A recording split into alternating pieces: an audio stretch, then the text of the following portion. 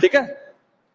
Bye heating oxygen containing salt like chlorate, permanganate और nitrates gives dioxygen. For example, potassium chlorate, heat किया potassium chlorate को KClO3 को, ठीक है। तो ऑक्सीजन का फॉर्मेशन हो गया 3 moles of O2 and 2 KCl, 2 KCl plus 3 mole of O2, dioxygen का फॉर्मेशन हो गया, ठीक है। पोटेशियम क्लोरेट को हीट किया then form dioxygen plus KCl। Second method note करो, by thermal decomposition, by thermal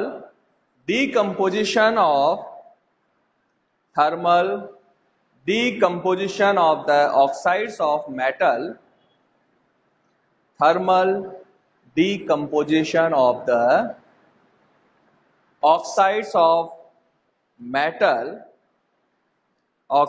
of metal, lower in the electrochemical series,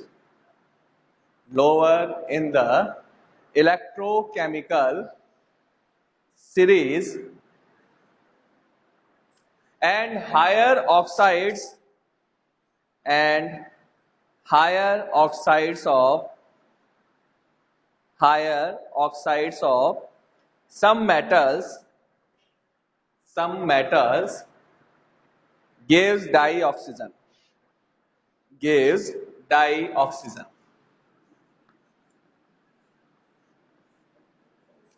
silver oxide है AgO, इसका थर्मल डीकम्पोजिशन कर दिया अपन ने, ठीक है। थर्मल डीकम्पोजिशन का मतलब क्या हुआ कि इसको अपन ने हीट प्रोवाइड किया तो ये जो मॉलिक्यूल है वो डीकम्पोज हो गया। किसमें डीकम्पोज हुआ? सिल्वर एंड डाइऑक्सीजन, ठीक है। मर्क्यूरिक ऑक्साइड लिया,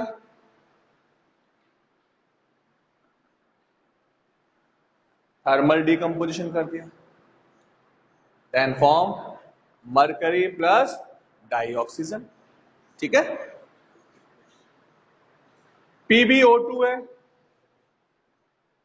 लेड का ऑक्सीडेशन नंबर कितना है यहां पर?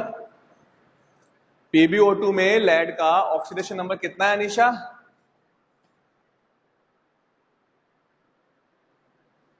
कितना है अवनी? हाँ, लेड का कितना है? -2 है,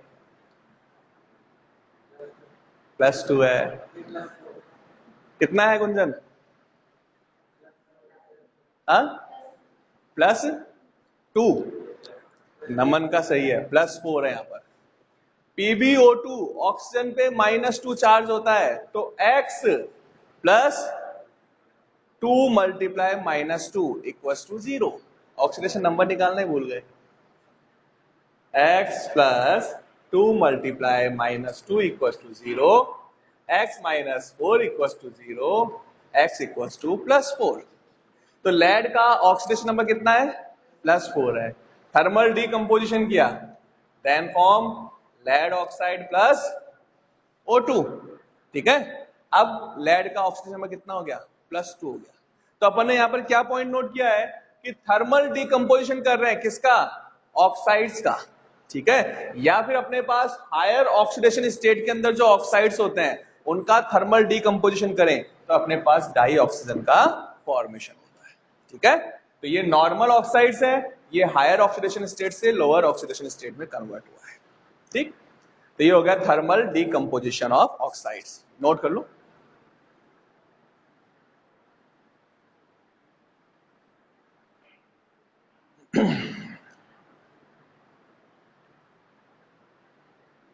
मतलब ऑक्सीडेशन नंबर भूल गए सबके सब हैं?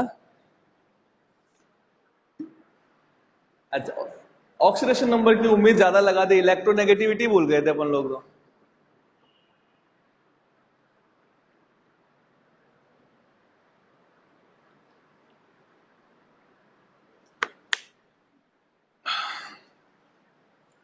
ठीक है, नेक्स्ट मेथड नोट करते हैं।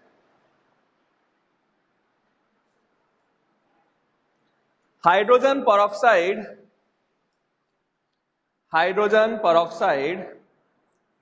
easily decompose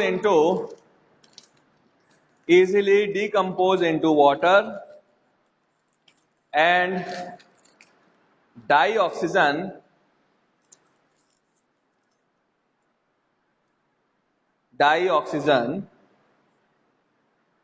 by catalyst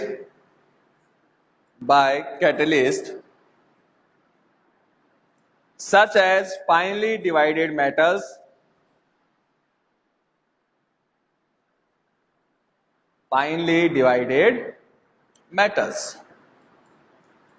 ठीक है। हाइड्रोजन पर ऑक्साइड H2O2 डिकम्पोज कर दो H2O2 को, कैटलिस्ट की प्रेजेंस में अपन ने डिकम्पोज किया है इसको, ठीक है। तो क्या होगा अपने पास, डाइऑक्सीजन एंड 2H2। तो परऑक्साइड जो है वो इजीली डिकम्पोज होता है डाइऑक्सीजन में और वाटर के अंदर।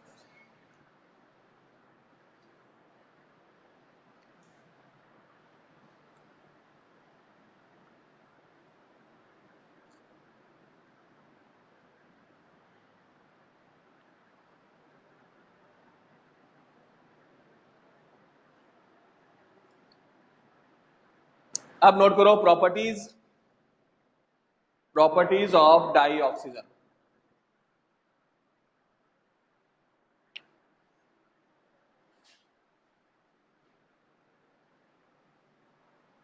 Properties of dioxygen.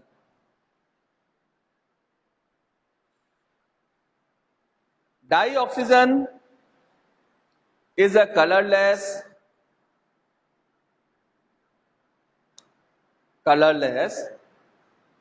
and tasteless gas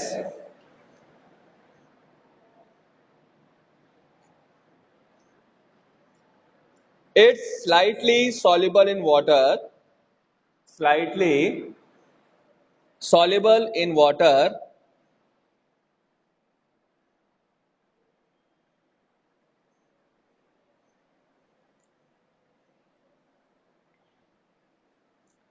it liquefies at 90 Kelvin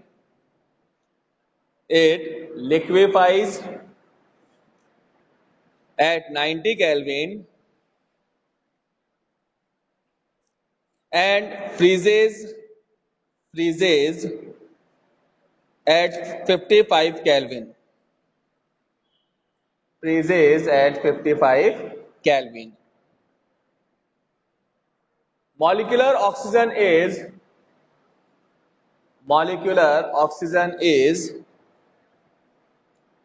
paramagnetic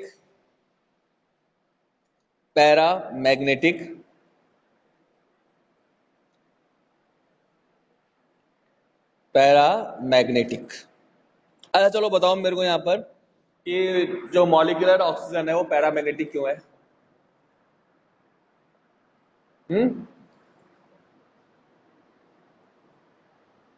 क्यों है पैरामैग्नेटिक? भाई ऑक्सीजन है 1 2 3 4, ये 2 अनपेयर इलेक्ट्रॉन्स हैं, दूसरे ऑक्सीजन के भी ये 2 अनपेयर इलेक्ट्रॉन है, दोनों ने डबल बॉन्ड का फॉर्मेशन कर लिया, तो इसके पास कोई अनपेयर इलेक्ट्रॉन है ही नहीं, और अनपेयर इलेक्ट्रॉन नहीं है तो फिर ये पैरामैग्नेटिक कैसे हुआ? बोलो।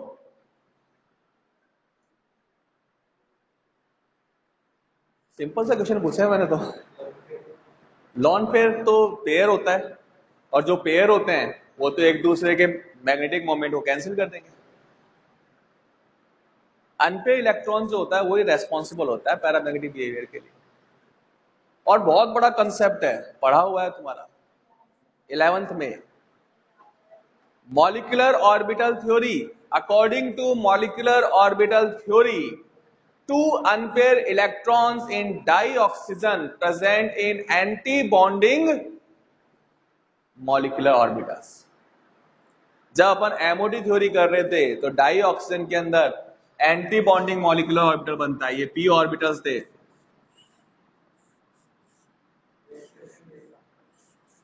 ऐसे था। यहां पर अपने पास पी जेड, ये पाई पी एक्स पाई पी वाई, और ये पाई स्टार पी एक्स और पाई स्टार पी वाई, दोनों में अनपेयर इलेक्ट्रॉन था, ठीक है ना। तो डाई ऑक्सीजन जो होता है उसके पैरामैग्नेटिक बिहेवियर को अपन मॉलिक्यूलर ऑर्बिटल थ्योरी के बेसिस पे एक्सप्लेन करता है। क्वेश्चन आता है एग्जाम के अंदर ये कि मॉलिक्यूलर ऑक्सीजन जो होता है वो पैरामैग्नेटिक नेचर का होता है, उसका रीजन क्या है तुमको बताना पड़ेगा, ठीक है। Due to presence of unpaired electron in anti bonding molecular orbital in molecular oxygen, ठीक है। Therefore it shows paramagnetic nature. अच्छा, इसमें एक लाइन और लिखा है, dioxygen is slightly soluble in water. क्यों स्लाइटली सॉल्युबल क्यों है?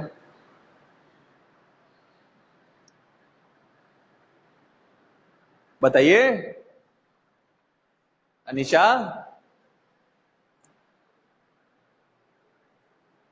बोलो बेटे, स्लाइटली सॉल्युबल क्यों है?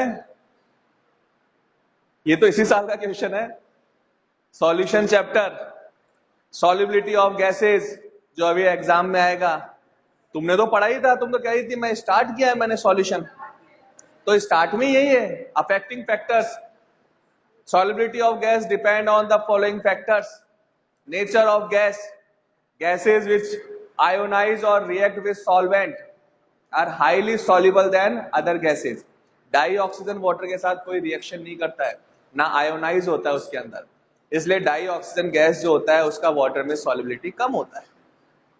देखो टेस्ट आने वाला है तुम्हारे, टेस्ट में जो चैप्टर आएगा वही है, और तुम लोगों ने पढ़ना स्टार्ट भी कर दिया, उसको रिवीजन भी स्टार्ट कर दिया, और फिर तुमको इतना छोटा सा क्वेश्चन का आंसर नहीं आया। हाँ, फिर बताओ, फिर तुम कहते हो कि एक्स्ट्रा मार्क्स चाहिए।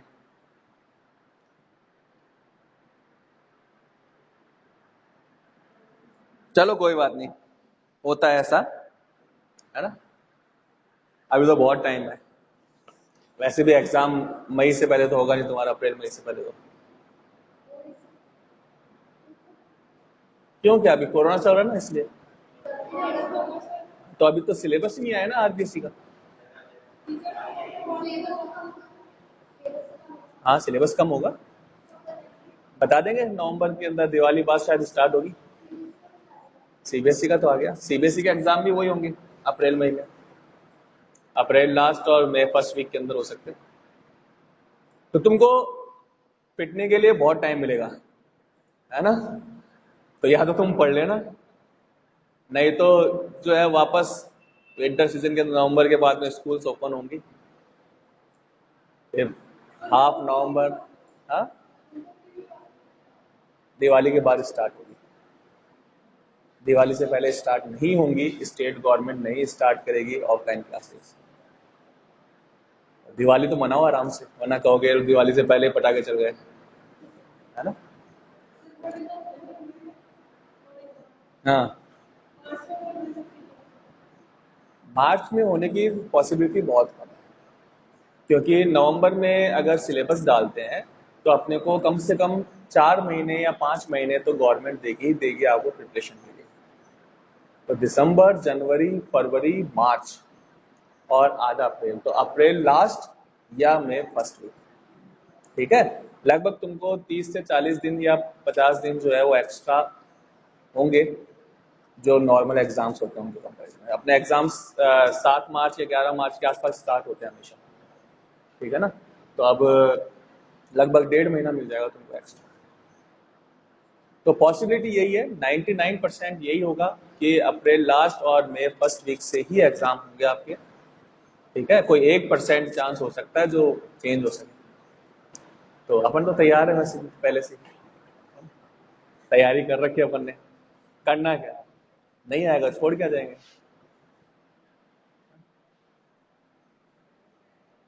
तो प्रिपरेशन कर रखी है सबने, सबने आराम से जो है अपना बैग वैग उठा के रख रखा है। करना क्या प्रिपरेशन में, एक पेन तो खरीद के लेके आने हैं, 2 पेन लेके आने हैं, एक पेंसिल लेके आनी है, एक इरेजर लेके आना है, शार्पनर लेके आना है ना। एडमिट कार्ड मिल ही जाएगा, ऑनलाइन आएगा तो, बस यही चाहिए प्रिपरेशन और क्या। चलो कोई बात नहीं, तैयारी करो, वरना पिटोगे तुम सबके सब। अब लिखो आगे, the dioxygen is a stable in nature, dioxygen is a stable in nature and its bond dissociation enthalpy is very high. Bond dissociation enthalpy is very high. Therefore, it is not very reactive. It is not very reactive.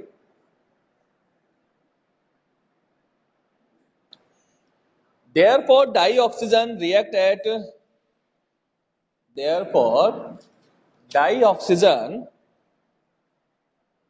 react at higher temperature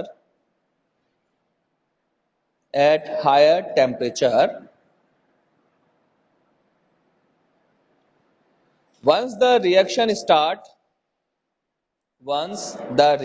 starts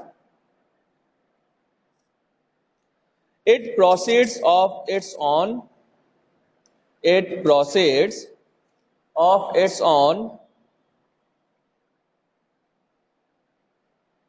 because the chemical reaction of dioxygen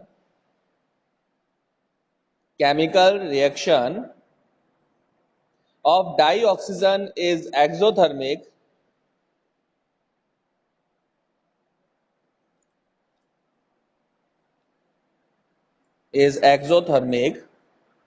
and the heat produced during the reaction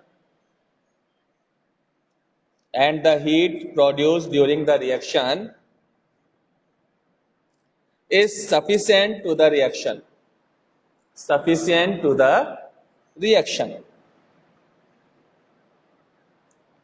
Line change.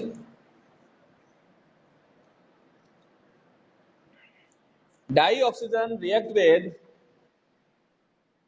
metals, non-metals and other compounds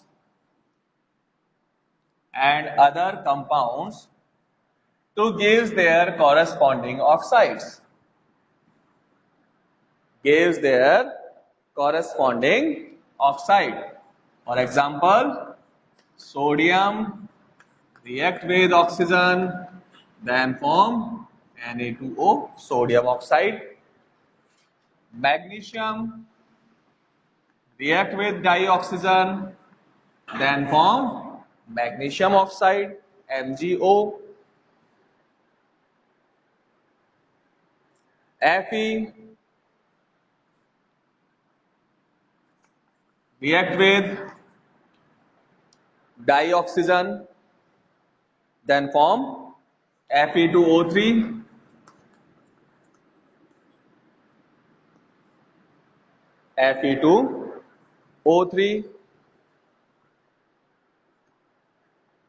Carbon react with oxygen,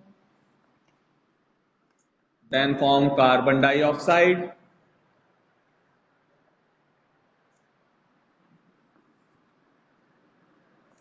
Zinc sulfide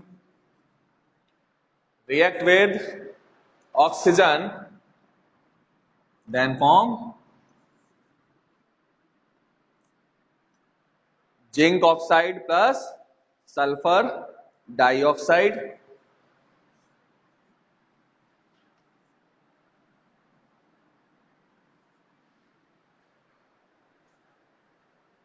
Methane react with dioxygen, then form carbon dioxide and water.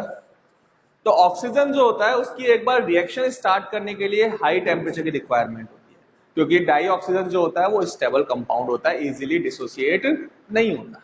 But एक बार अगर reaction start हो गया तो फिर reaction अपने आप होती रहती है, फिर उसके बाद अपने को जो है उसके अंदर टेम्परेचर की रिक्वायरमेंट नहीं पड़ती है, ठीक है ना। क्यों? क्योंकि फिर अपने पास क्या होता है, एक्सोथर्मिक प्रोसेस होता है। अगर O2 मॉलिक्यूल को ब्रेक कर देते हैं, रिएक्शन को ब्रेक करते हैं, तो उस केस में एक्सोथर्मिक प्रोसेस होता है यहाँ पर।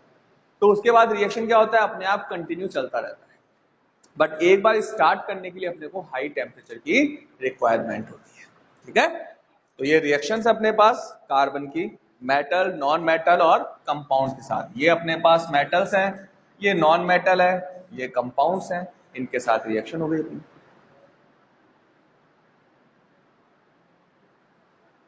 नेक्स्ट नोट करो, some compounds are catalytically oxidized, some compounds are catalytically oxidized, catalytically oxidized. For example, sulfur dioxide reacts with dioxygen in presence of vanadium pentaoxide V2O5, then gives 2 mole of sulfur trioxide SO3। तो यहां पर sulphur dioxide का sulphur trioxide में जो conversion हो रहा है वो कैटलिस्ट की प्रेजेंस में होता है, V2O5 की प्रेजेंस में, vanadium pentoxide.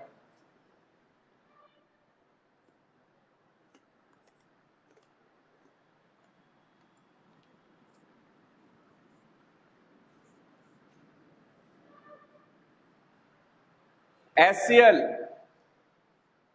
react with dioxygen in presence of cupric chloride, then form 2H2O and 2Cl2। ये रिएक्शन वापस रिपीट होगी क्लोरीन के फॉर्मेशन के अंदर। ठीक है ना,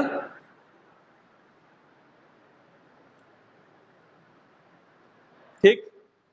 तो ये हो गया डाइऑक्सीजन कंप्लीट। इसके यूजेस जो है वो आप लोगों को पढ़ना ही है, लिखना है, पता है तुमको, रेस्पिरेटरी में काम आता है और सब जगह काम आता है, जहां जहां आता है वो लिख लेना। नेक्स्ट अपने पास है ऑक्साइड्स। ऑक्साइड्स हेडिंग नोट करें, oxides, the binary compounds of oxygen, the binary compounds of oxygen with other elements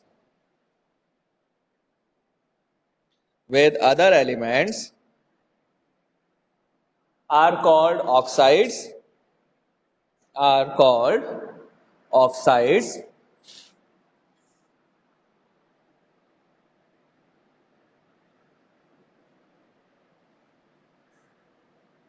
Oxides may be classified into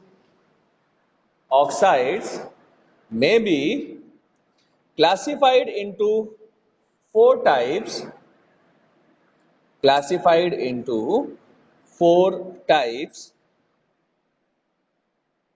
First,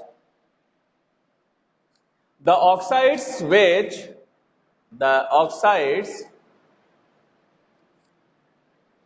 which combine with water to give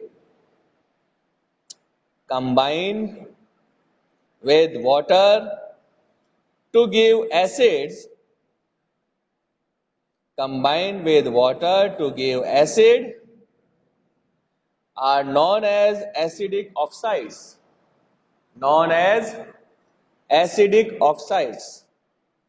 Example बताइए तुम लोगों को सबको। Sulphur dioxide react with water, then form H2SO3, sulfurous acid. CO2 react with water, then form H2CO3, carbonic acid.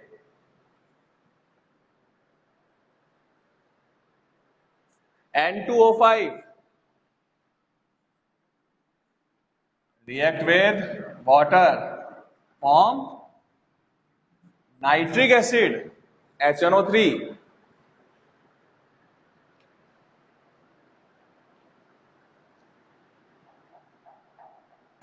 Second note करो, oxides which combine with water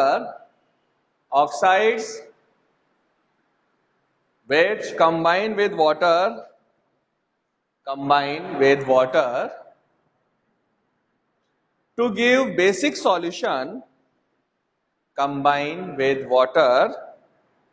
To give basic solution called basic oxides. Basic oxides. For example, Na2O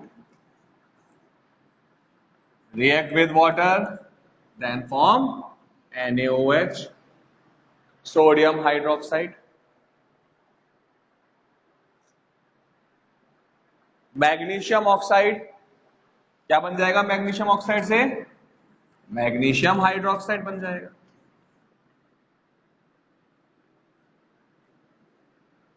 ठीक है। Aluminium hydro Al2O3, Al2O3 से क्या बनेगा? Aluminium hydroxide. Third note करो, oxides which show acid, oxides which shows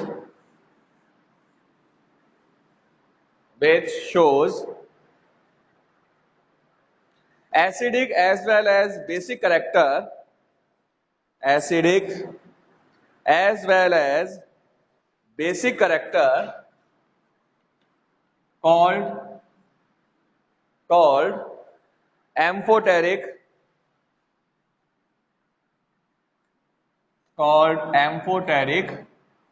oxides. For example, alumina react with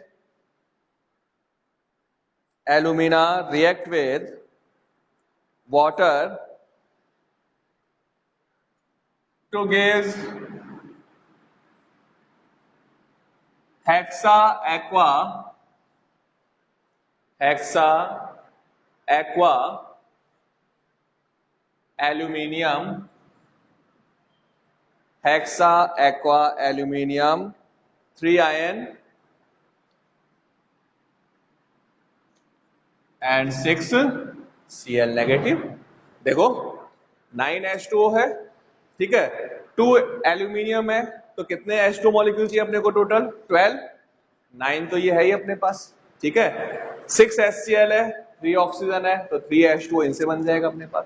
total कितने का? 12 हो गया अपने पास। तो क्या बन गया? 2 mole of hexa aqua aluminium, और क्लोराइड आयन जो है वो एज इट इज बाहर निकल गया। ठीक है। Whereas react with NaOH,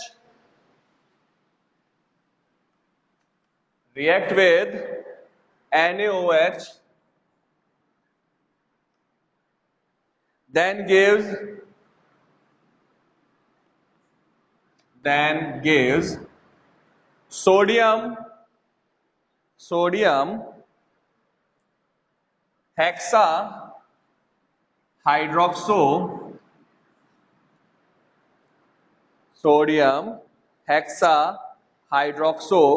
aluminate,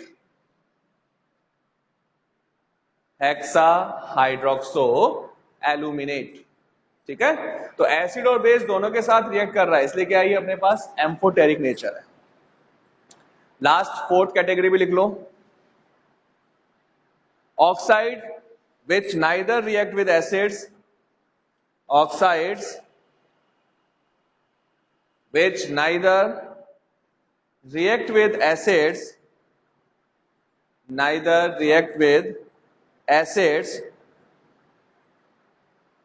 nor with base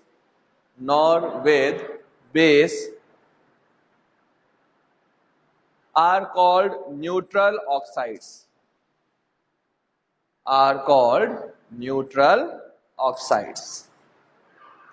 For example, N2O dinitrogen monoxide, N2O, carbon monoxide and nitrous oxide. तो ये हो गए अपने पास ऑक्साइड्स के टाइप, एसिडिक, बेसिक और न्यूट्रल ऑक्साइड्स। ठीक है। नेक्स्ट क्लास में करेंगे हम लोग ओजोन स्टार्ट करेंगे। ओजोन इंपॉर्टेंट है, फिर ओजोन के बाद आएगा सल्फर और फिर सल्फ्यूरिक एसिड, फिर उसके बाद कंप्लीट हो जाएगा ये 16 ग्रुप। मीन्स थर्सडे तक हो जाएगा अपना पास 16 ग्रुप, फिर 17 स्टार्ट करेंगे। ठीक है ना, ये लो भाई।